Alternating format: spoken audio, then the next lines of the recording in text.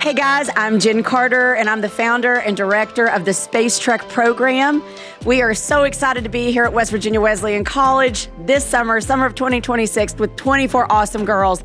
Today, our lesson was all about electricity and electronics as we're preparing to build our satellite tomorrow and the next day. But building a satellite is no easy task. Many of the girls who've come into this program have never seen a resistor before in some cases. So building up from that to building a small satellite takes time. A building step, a scaffolding strategy is to learn a smaller project called the JiggyBot. The JiggyBot project really allows girls to jump into electricity and electronics in an easy beginner level way. Girls learn to identify all the parts and pieces of the JiggyBot and how they work together as a system to perform a function. In the process, they also learn to read and interpret electrical diagrams like schematics and printed circuit board layouts. They learn to breadboard and they do experiments to learn how the parts behave. In addition, girls learn how to solder.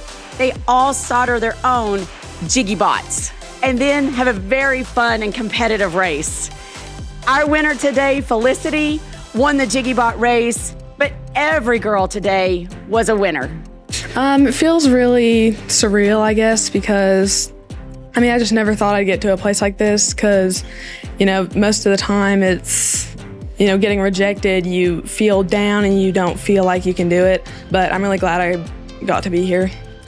What we did tonight was we learned how to solder and we got all of our components together and made a JiggyBot, and then we raced them against our friends and peers, and that was really fun.